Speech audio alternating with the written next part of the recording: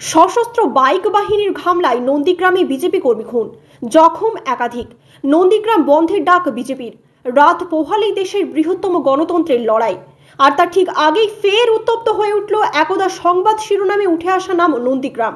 সশস্ত্র বাইক বাহিনীর হামলায় বিজেপির মহিলা কর্মী খুন হয়েছে বলে অভিযোগ।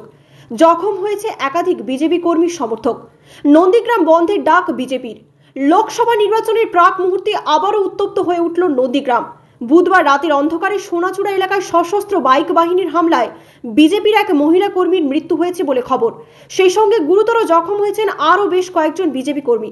এদের মধ্যে একজনের অবস্থা আশঙ্কাজনক হওয়ায় তাকে কলকাতায় স্থানান্তরিত করা হয়েছে।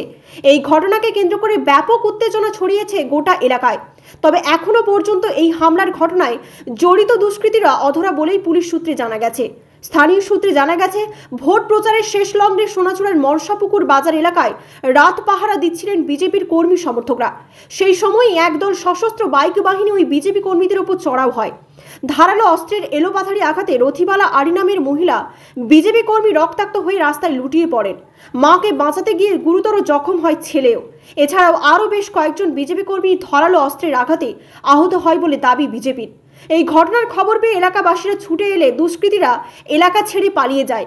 গ্রামবাসীরা জখম রথিবালা সহ অন্যদের দ্রুত নন্দীগ্রাম সুপার স্পেশালিটি হাসপাতালে নিয়ে গেলে চিকিৎসকরা মহিলাকে মৃত বলে জানান।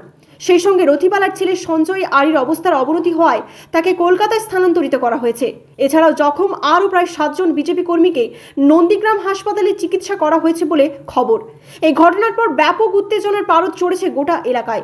নন্দীগ্রামের বিজেপি নেতা মেঘনাথ পাল জানান, তৃণমূলের দুষ্কৃতীরা ভোটের মুখে এলাকাকে সশস্ত্র করতে গিয়ে এই হামলা চালিয়েছে। তার অভিযোগ, বুধবারই নন্দীগ্রামে সভা করতে এসেছিলেন অভিষেক বন্দ্যোপাধ্যায়। তিনি বটি নিয়ে হামলার পরামর্শ দিয়েছিলেন। তার সভার কয়েক ঘন্টার মধ্যেই বিজেপি কর্মীদের উপর যেভাবে ধারালো অস্ত্র নিয়ে হামলা চালানো হয়েছে তা নক্কারজনক ঘটনা। এই হামলায় জড়িতদের কঠোর শাস্তির দাবি জানাচ্ছি। সেই সঙ্গে তিনি আরও জানান, এই ঘটনার প্রতিবাদে সকাল থেকে নন্দীগ্রাম জুড়ে প্রতিবাদ মিছিল শুরু করেছে বিজেপি। এছাড়াও ঘটনার প্রতিবাদে আজ নন্দীগ্রাম বন্ধ ঘোষণা করা হয়েছে বলেও জানিয়েছেন তিনি। যদিও বিষয়টি নিয়ে এই মুহূর্তে মুখে কুলু বেটেছেন তৃণমূল নেতৃত্বরা, তবে তৃণমূলের স্থানীয় নেতা কর্মীরা গোটা ঘটনাকে বিজেপির অন্তর্দ্বন্দ্ব বলেই দায় সেরেছে। হামলা করে, যার ফলে রথিবালা আড়ি মারা গেছেন। তাকে খুন করা হয়েছে তৃণমূল কংগ্রেসের পক্ষ থেকে।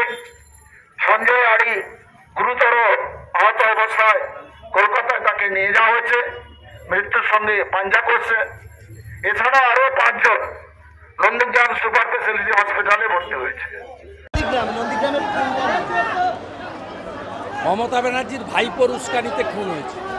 উনি গতকাল বলে গেছিলেন সোনাচূড়া গোকুলনগর 80টি বুথে অনেকে ধমকাচ্ছেন, আমি তাদের সতর্ক করতে এসেছি, ফল ভালো হবে। ভাইপোর উস্কানিত হচ্ছে। এফআইআরে আমরা ওর পরিবার ওর নাম দিচ্ছি।